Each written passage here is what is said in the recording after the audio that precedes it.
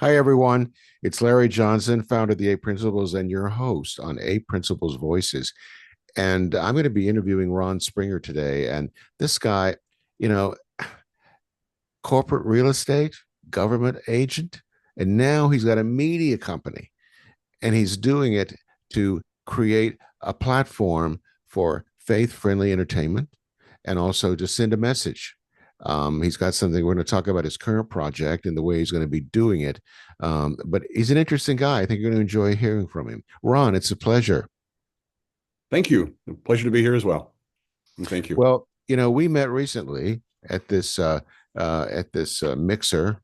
No, it wasn't that kind of mixer audience. Or anyway, so the and you gave me your flyer, and it's this series that you're producing on service dogs, and Yes. it's called Dogs on Duty, the docuseries. Now, was this your idea, or did someone come to you with this idea? So we brainstormed with some actual. So when you want to do something and you don't have a background in an area, you go find people that do it every day and do it well. Okay, And so, stop right there. I want you yeah. to emphasize that. So many people in my world, the non-for-profit space, they don't get Mhm. that. They want to do something, but they don't know how to do it well, but they blast ahead anyway. See, True. right there, that sets you apart from about 75% of the public. Keep going. So I found a director who had if I can say it in English, a real world experience in film, in TV, and a believer. So we had similar goals and a worldview that we wanted to make a difference. And I found a writer as well through the director, and we brainstormed and had a list of maybe 100 names of different ways to talk about the concept of service dogs that change lives and save lives every day. What do we call it? And we got down to Dogs on Duty, the Doguseries, because we want to talk about dogs doing their job, but doing their job is what is how they save lives every day. And then we decided to make it a series, the Doguseries, a play on docuseries, because we wanted to do this multiple times. Every service dog, therapy dog, working dog, and their handler have a story. We think there's a market for this and want to share it. Okay. All right. How far along are you on the project? I'm looking at a flyer, and there are some screenshots here. How far along are you on getting a test product? Uh, All right, so we have the principal photography was done a few years ago. We have 10 and a half hours of principal photography with about 10 teams. And so when you deal with creatives, again, finding people that know what they do and know how to do it, you don't want to get in the way. You want to let them create. But I've got a director that says we can do 6 episodes, and a writer that says, oh, let's do 8. And so I let them create and do that. So we think we can do a number of episodes. And so we're now in post-production to do either a pilot episode or a sample episode. We think we might do it on fake service dogs because that's the problem out there where you have people that have a dog that isn't trained that's out there pretending to be a service dog. So if we can raise some through a fundraising, crowdfunding, enough to do a sample episode or pilot, then we can seek distribution, which is a whole nother a world where you right. have to put on a different hat and find people who know what they're doing there as well. So let's go back, and of course, you're looking at it to be a series, Correct. and you mentioned that the first episode might be the ability to distinguish the fake service dog from the real dog. Okay. Yes. Now, and today the airlines have become a lot looser about animals in the cabin, as you know, and Hmm. they've sort of you see these all at the airport. This I'm a service dog. I'm a service, and I just wonder how many of those are for real, and how many of them are simply subterfuges to get their pet on. Um, and so what you're saying to me is you'd like to produce an episode that explores that. Oh, Yes. that's pretty. That that's interesting. That's pretty. Yeah. So you're not quite at the point of launching your crowdfunding campaign yet, correct? Well, we do have a platform. It's moviebank.tv, which is a group that does it's part of Christian Ministry Alliance, and that's an organization that helps missionaries, and they want to do family friendly, faith adjacent media. And so learning that process, because it's not the big GoFundMe or any of these other ones, it's a smaller one. So we have it set up, but we just need to get the word out there and build a team. That's what we're looking to do. And in fact, that's why started to do the podcast as well, was to build a team or supporters to move this forward. And that's where we are right now. So we have 10 and a half hours of footage of interviews, and we just need to get to the next level and finish the post production on either the sample episode Okay. or pilot. Okay. What's your schedule? What are you looking at? So, of course, I'd like to have it done tomorrow, but Of this is course. the Lord's project. The Lord gave me this project over a process of a few years, and so it's not mine. I'm just the steward of this concept. So it's a matter of just trusting in the Lord and looking, well, okay, here's the next thing we need to accomplish. What do I need to do? Who do I need to find that does this every day, that has the skills? Because I'm just the executive producer. I'm just there to put the puzzle together. So that's what we're doing now. Okay. So tell us about, I mean, we're talking about service dogs. Under what, how was the filming originally done? Who was involved with it? Maybe tell me a story or two of that maybe struck you as different or unusual. Yeah. Certainly. So the project came to me as inspiration. I was just seeking Lord, what would you have me do when I quit my day job? What can I use my gifts and talents for? And out of this came, well, you like to tell stories. You've done some media stuff over the years, and on the side, and tell a story. And I was looking at that angle, and inspiration came to me to do a docu-series on service dogs. And so this happened over a between New Year's and Christmas about 6 years ago. No, actually, it's about 8 years ago now. Come to think of it, time flies. And so the next business day of the year, I'm on the phone calling all of the service dog organizations in the San Francisco Bay Area where I lived. And within a few hours, Early Alert Canines gave me a call back. And Early Alert Canines is one of the pioneers in diabetic alert dogs. So these dogs can determine blood sugar changes 30 to 45 minutes before the meter can. So the dogs beat technology in Silicon Valley or the Bay Area. It's So, pretty amazing. but let's talk about that. So, is it their sense of smell? Is that what does it? So yes, what they do is they smell volatile organic compounds, and they put that out in whatever levels, depending on, because the dog can determine blood sugar changes, I think about 10% above ideal and 10% below, based on the volatile organic compound. The dog knows that range and knows it 30 to 45 minutes before the meter. That is incredible. Now, is there a particular breed of dog that's preferred for this? So the earlier canines, they like a lab or a lab a golden retriever mix. And so a lot of their dogs were fallout or dropouts from Guide Dogs for the Blind, or they'll get them from Canine Companions International. And so these dogs have the right temperament, and they just want to please, and they'll do nearly anything for a treat the first time if you give them a treat. So, yeah, Positive reinforcement. Um, exactly. now, Yeah. I, I, one thing I want to talk, I had a foxtail red lab for a number of years, Mhm. 14, came from a fine kennel, had a fine pedigree. In fact, it was a sporting pedigree that he had, Oh. but he wasn't very smart, Ron. Uh, he kind of, and he wasn't. He wanted to go and get stuff. He never wanted just to listen to me. Now I have a new dog, and No. she it's a female, my first female dog. She is a cross between a Great Pyrenees and an Alaskan Husky, and she's Whoa. beautiful. She's Yeah. she's a black with tan forelegs and a little eyebrows, and she's incredibly smart, Ron. This is the Mm. smartest dog I've Yeah. ever had. She right away, you can train her to do just about anything very quickly. And so, maybe let her go through your program anyway.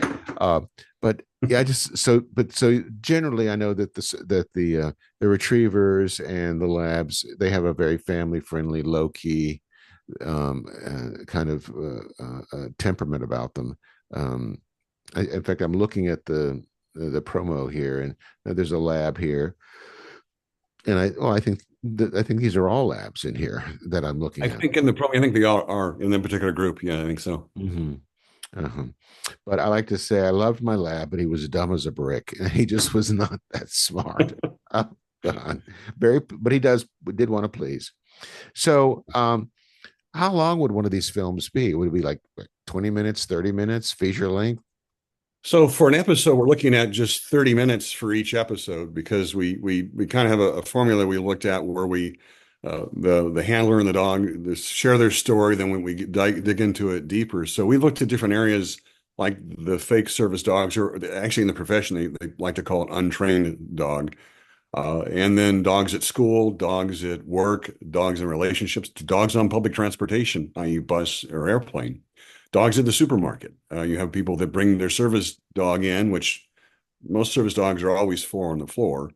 But you have people that bring their dog into the grocery store and call it a service dog, but they're holding their dog, which they say is a service dog, and they're going through over by the buffet of the smorgasbord, and the dog is eating too. That's not good. So Not good, not good. Or even if they're not eating, dog hair just kind of yeah, wafting yeah, in the exactly. atmosphere. Yeah, yeah. Um, oh, my wife would have an absolute bird. But in fact, she tell you a little bit about her. She's from Oklahoma, and um, she thinks dogs are for outside. Okay, because she grew up on a farm, Yeah. and when we've been married 15 years, and I had Mac when we married, and she would say to him, if you weren't here before I was, you wouldn't be here now, kind of thing. And so he just look at her. But anyway, but it's that she's like, oh, you want another dog, Larry? This hair is everywhere, blah, blah, blah, blah, blah, blah. But okay, so you think you could come up with like 12, 14 episodes for this? Oh, sure. I mean, there are service dogs everywhere, and every service dog and handler they have a story. So I think we could do this no problem. I Okay. think there's a big opportunity for it. Yeah. So, and then not to be too hokey, so you think it's going to get legs? Huh? I think it's going to have legs. And tell. All right, let's look down the pike. You've got this media company. You want to use it for, you said family friendly, but also faith adjacent Yes. film. What sort of projects appeal to you? I know you don't have to give me any any preview secret anything, but what sort of projects would appeal to you? So there's one of the things that I notice is that we have um, a a need right now for people to have more faith in the medical establishment because we've been through so many things. Some people don't trust it. And my wife is in nursing education, and so Mm-hmm. she has a heart for training nurses, not only to care for people, but also to show God's love, to show Christ in to their patients as they care for them. So we could do something like that. I've got a few ideas for comedies as well, but that would be more fun and enjoyable, not Okay. necessarily. Are You know, you are you a frustrated comic? I did stand up years ago and I enjoyed it, but I'm a frustrated actor and comic, and that's why some actors say they want to direct. I just want to produce because I go find people that do it well, like I said. Okay. All right. So then there's a possibility through medical education, healthcare education. What other areas have you thought of? Well, I think there's a need, and I don't want to get too far out or over my skis because it's my wife's area, but I think we need to have more continuing education for nurses from a faith perspective because If Oh you look yeah. at the history of hospitals and medical care, it started with the church before big business got involved, before government got involved. It was Hmm. the missionaries that brought healthcare and Yeah. women's rights as well and education all over the world. Well, the That's first what, hospitals were Catholic hospitals. That yeah, is the first, uh, and public hospitals came later. yeah. The Catholic hospitals were the first. Um, so, what is something that you didn't know beforehand that surprised you when you learned it in doing this job? What was there something that you like went, whoa, I didn't know that, or whoa, I didn't know it would be like this. Well, it's interesting. My background, as you mentioned, is in real estate, and so in real estate, you're when you're putting a transaction together, you're a director, you're a producer, you're putting the puzzles together, and so I had that skill set. But when I got to the media film, some of those skills transfer. But when you're dealing with creatives and other projects that aren't objective, like real estate, and you look at traffic counts at an intersection, and you can put a business here because you look at all the numbers. It's objective. Well, media and creative endeavors are subjective, and Mm-hmm. so having to balance the business aspect of what I do with the creative aspect has been interesting because I don't want to, as I mentioned before, I don't want to get in the way of creatives. I want them to create, but I have to keep it within a budget. So trying to balance that was quite an experience to balance. Let's do this. Oh well, we got to pay for it too. So let's maybe not go so far out there. And then it's just a whole different world because of the way the components come together, and then there's the different sections. So in pre-production, you're dealing with one type of set of issues, and then production, and then post-production, and then distribution's coming next. And so just learning in that it's not a straight path. It's a journey. Oh, it is for sure. Um, I know that I'm A Principles. We have a training platform for fundraising, and of course, we're Mhm. building it out. And I'm usually out here, and the CEO and other people say we're right here, or of course, the finance person's always saying, "Well, you can't do that yet." No, no, you can't do that yet. Yeah. And I'm like, "Well, why not? Let's go here and do this." So, yeah, I know what you're talking about. Um, what what has been, I think, with this dog series? Um, can you relate to me an interesting, no, a story that warms your heart? It's dogs, after all. So in doing the 10 hours of interviews and the pre-interviews and the work before that, there are many situations with the diabetic alert dogs where the dog they save lives every day. So there's a couple of stories. One that I'm really is touching is and this has happened more than once. So is that earlier at canines, they're one of the few groups that will provide a service dog to children. So if they're below, I believe, the age of 12, the dog will alert on the parent, not the child. Where normally a service dog will alert on the actual person that it's monitoring. And so the diabetic alert dog group started with type 1 diabetics, or used to be called juvenile diabetes. Mm-hmm. So the problem is when you have a child who is diabetic, the parents are up every 2, 3 hours checking blood sugar all night long. Yeah. And what the dogs allow them to do is sleep, because the dog is now monitoring the child and will go get the parent when it Now, detects something going on. I didn't know anything about that. Yeah. Now, you know, you know, when I was growing up, diabetes type 1 was, something that occurred in childhood, Oh, yeah, and then what they call type 2 used to be called maturity onset. It was for sure. old people who their ability to resist their resilience to insulin is gone, and they have to do it some other way. But that was interesting. So the dog again can sense the change in the blood sugar, and it's trained to notify the parent, not the child. Right. Wow. And so then the dogs problem solve. And so another story that we learned when we were doing our research and during our interviews was that situation that had occurred when a dog and the handler were traveling on an airplane on a long flight, and the handler had a diabetic event, blood sugar not doing what it needed to do to be healthy, and so the dog starts alerting the person. So what the service dog will do is paw at the person, and if they don't respond, they'll escalate up to the point where they're in their face. And if that doesn't work, the dog will go find somebody. And so the handler and the dog are on a plane. The dog is cannot arouse uh, the handler, and the dog goes and finds a flight attendant, and they come and attend to him. And actually, they land the plane early. So the dog's problem solved.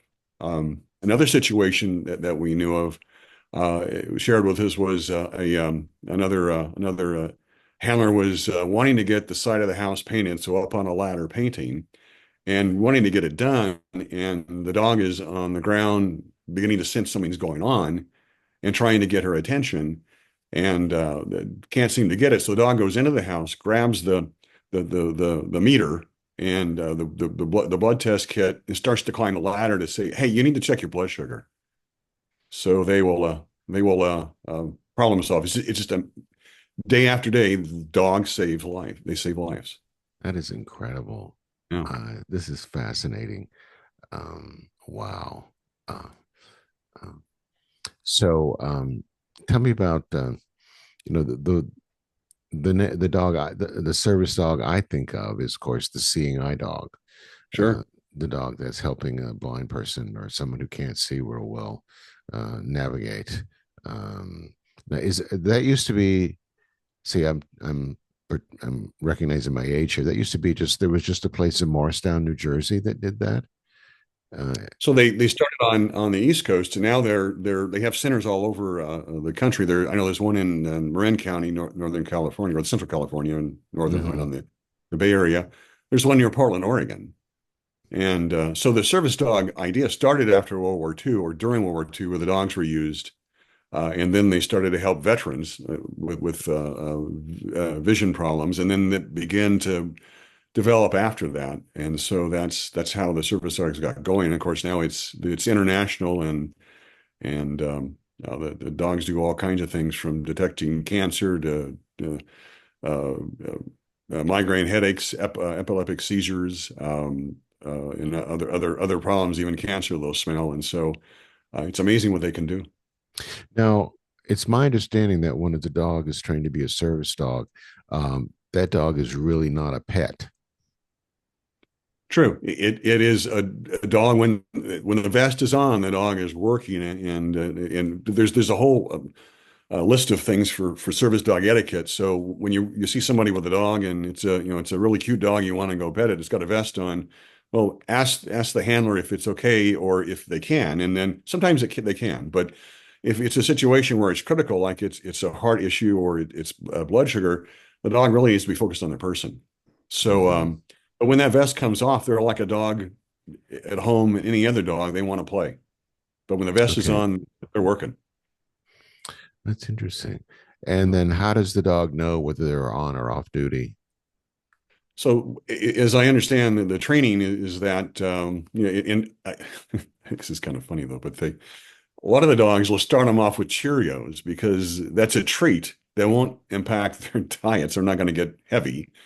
And so the dog is motivated by the treat. And so they train the dog that, when the vest is on, now we're working, and they do those things. And then when the vest is off, the dog knows it can go play at playtime. Okay, But all at a right, positive reinforcement. And the dog, they're smart. They problem solve. So they can figure it out. okay. So now, remind me again, how long have you been into this project, or how long have you been into this new organization, this new company? And what we're talking, a year, 2 years? So we did principal photography in the fall of 21, and we started the company at the same time. And so we've been doing this now, what would be 3.5 years. In the fall would be 4 years. And so we've learned a lot. We've actually moved twice within that period, location. And my wife went from teaching part-time to finishing her PhD and teaching full-time. And so it's been an interesting juggling everything. And we have 5.5 acres out in the country. My wife wanted to teach half time and farm half time. Now she's teaching full time, and the chickens and the geese come in about 2 weeks, and looks like we're going to get a puppy just to help with things. So it's going to get really interesting in a Oh, few weeks. And right now, I've been dealing with gophers and goat heads. oh, So yeah. So you can have a menagerie very soon. yeah, but Um, we just want to do things, so I don't sit around. That's the problem. no, you So don't. No, you yeah. don't. When do you think you'll go live? You have gone live with the crowdfunding, correct? Right. So the crowdfunding is live since about 2000, 21, about 2021. And we had some initial interest, and it's just there's a lot of chatter out there, and maybe it's just noise. How do you get noticed? And again, I mean, you mentioned as well, it's got to be one to one. It's the relationships you build. So I've been trying to build Hmm. relationships, Okay. and the podcast came along as we want to build it that way, but also trying to build it face to face as well. So if someone wanted to reach out to you and contact you, how would they do that? So we have a website set up for the projects. The main site, which will show you all of our work, is Springer, our last name Springer, with two additional E's. So springeree.com, which is for the Springer Education Entertainment LLC. That shows you everything. There is a direct website for the Doguseries, so the doguseries.com. And then there is one for This Pause for You podcast. But we decided to make it TPFY pod instead because we wanted to make it easier for people to find it. So that's tpfypod.com.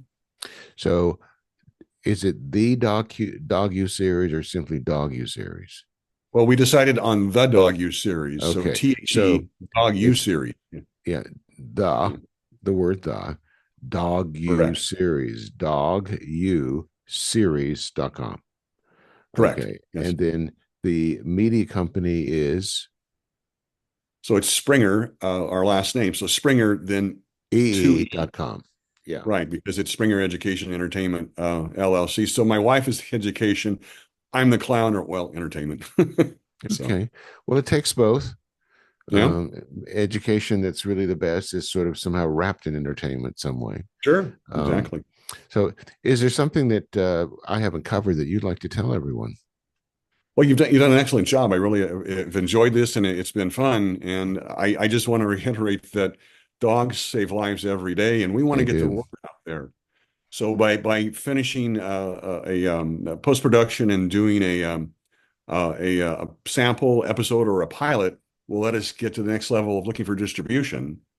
And so that's the main goal. And I'm actually having fun with the podcast. We're looking to find sponsors and advertisers and of course grow our subscriber list because I get to interview people that are interesting, just like you get to interview people that are interesting as well. I enjoy doing it Yeah. very Yeah. much. Mhm. Well, Yes. I want to thank you for taking your time to participate in this today.